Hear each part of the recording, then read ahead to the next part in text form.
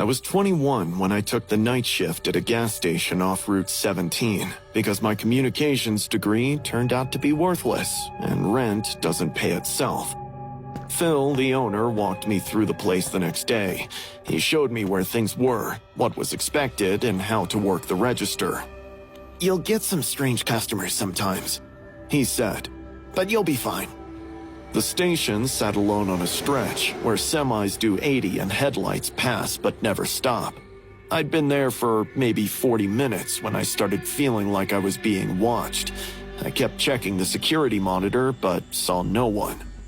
Around midnight, I stepped out for a cigarette when I found this man standing across the highway. He was perfectly still and probably watching me. Suddenly, a truck thundered past between us, and when it cleared, he was gone. I stood there for a minute, staring at the empty space where he'd been, telling myself I'd imagined it.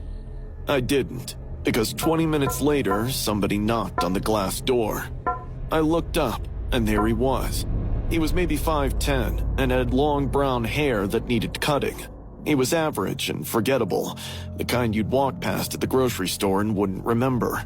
"You open?" he asked, even though the open sign was glowing bright above his head. When I pointed at the sign, he chuckled, apologized, and stepped in. He moved through the aisles slowly, running his fingers along the shelves. I watched him on the monitor, with one hand near the panic button Phil had showed me. He picked up chips, put them back, touched a bottle of motor oil, put that back too. He picked up a candy bar, read the label, and put it back as well. Eventually, he walked to the counter with a pack of cigarettes in his hand. "Long shift, huh?" He smiled. I rang him up without answering. He counted out exact change, one coin at a time, as he kept trying to make conversation. I wanted to scream at him to move faster, but he seemed to be determined to stay put. "You work here by yourself?" he asked, handing me the amount. No, my coworkers are in the back. I lied. "That's smart." He pocketed the cigarettes. "A pretty girl like you shouldn't be alone out here. A lot of weird people on these roads at night, you know?" The way he said it made my stomach turn. "Hey, can I use your bathroom?" Before I could tell him it was out of order or employees only, but he was already moving toward the back hallway. I buzzed him through and watched the monitor as he disappeared into the men's room. Minutes passed. My finger kept hovering over the panic button. I kept telling myself to press it, but what would I say? A customer is using the bathroom for too long? After about 10 minutes, the door finally opened.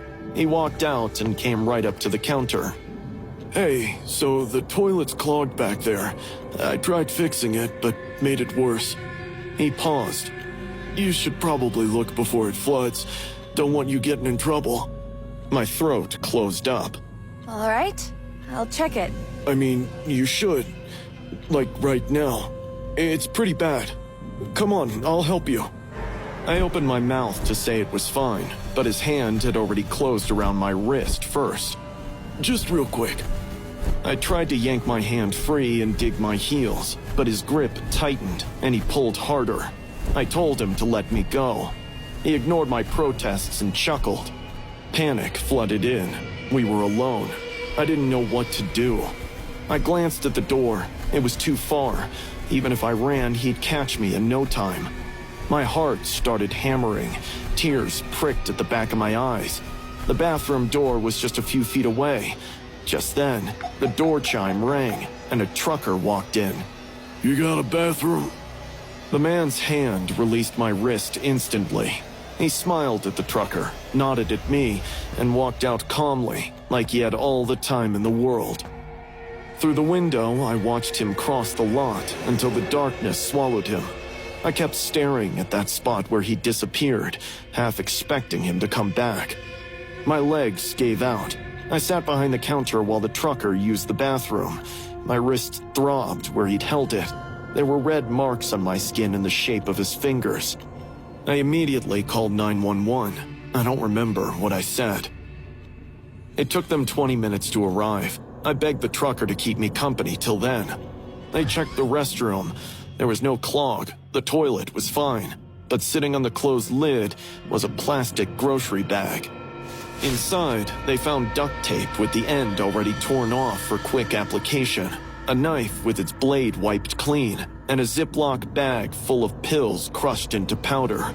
Everything was arranged neatly like a kit he'd assembled for a specific purpose. They took the bag and asked questions. One officer told me those pills were meant to cause rapid unconsciousness. "You probably wouldn't remember anything after," he said.